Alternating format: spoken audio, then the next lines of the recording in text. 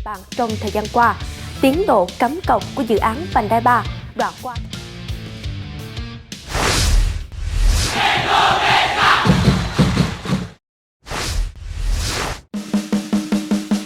Jelang lawan Moldova, media Vietnam soroti lini pertahanan Sintayong.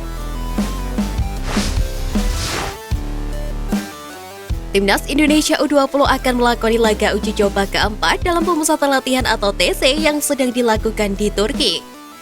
Marcelino Ferdinand CS dijadwalkan kembali berhadapan dengan Timnas Moldova U20 malam ini pukul 19 waktu Indonesia Barat. Di pertandingan pertama, skuad Garuda yang sempat tertinggal mampu membalikan keunggulan dengan hasil akhir 3-1. Menariknya, Total 24/7 turut menyoroti PR Sintayong menjelang Timnas Indonesia U20 versus Moldova U20 jilid kedua. Pelatih asal Korea Selatan itu disebut tidak puas dengan pertahanan Garuda Nusantara. Memenangkan tim Eropa dengan mudah, pelatih Indonesia masih belum puas dengan satu hal. Tulis judul dari media Vietnam Total 24/7.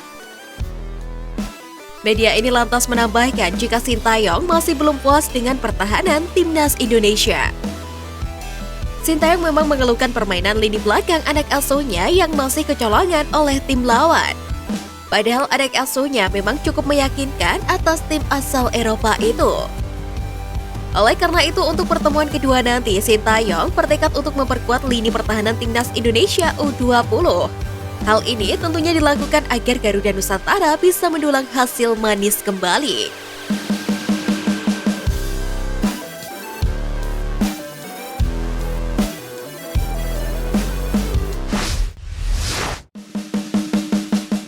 Moncar di laga pertama, 3 pemain timnas ini buat lawan waspada.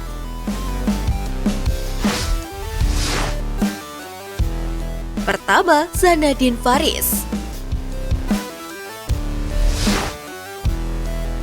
Zanadin Faris kembali tampil brilian saat dipercaya Sintayong. Visi permainannya terlihat jelas saat mengontrol lapangan tengah bersama Arkan Fikri. Zanadin Faris juga berkontribusi langsung dengan menciptakan assist untuk gol penyeimbang Timnas Indonesia. Menusuk dari lapangan tengah, dia melakukan satu gerak tipu sebelum mengirim bola yang dituntaskan Rabani Tasnim.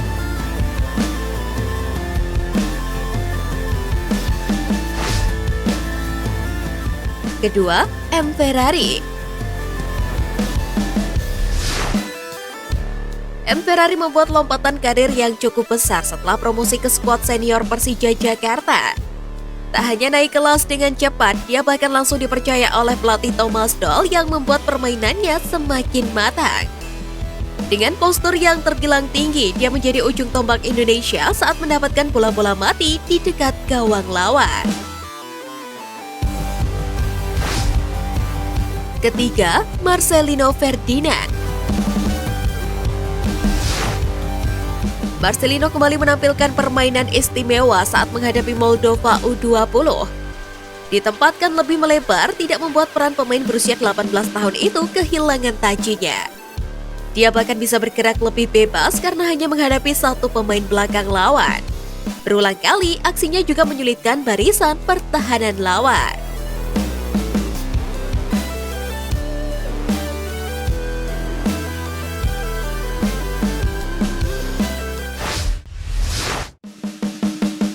Beri ultimatum Komnas HAM rekomendasikan pembekuan PSSI, bagaimana nasib pemain timnas? Sebuah ultimatum dilontarkan oleh Komisi Nasional Hak Asasi Manusia terhadap PSSI akibat tragedi Kanjuruhan. Mereka meminta pemerintah dan FIFA untuk membekukan kegiatan sepak bola di bawah PSSI jika tata kelola sepak bola Indonesia ini juga tidak berubah. Komisioner Komnas HAM di bidang penyelidikan dan pemantauan yakni Koiril Anam menyebut harus ada standarisasi kepada para penyelenggara kompetisi di Indonesia. Kalau dalam 3 bulan tidak dilakukan atau respon dalam perbaikan lisensi para penyelenggara, pertandingan ini tidak memiliki kapabilitas dan sebagainya. Kami merekomendasikan untuk PSSI dibekukan seluruh permainannya. Isi dari hasil investigasi penyelidikan Komnas HAM kepada Mahfud MD. Jika dalam 3 bulan perbaikan tidak bisa menyeluruh, maka Komnas HAM akan merekomendasikan kepada Presiden dan menggandeng FIFA untuk membekukan seluruh aktivitas PSSI. Lantas bagaimanakah nasib laga-laga dan pemain timnas Indonesia? Kita tunggu saja untuk informasi lebih lanjut.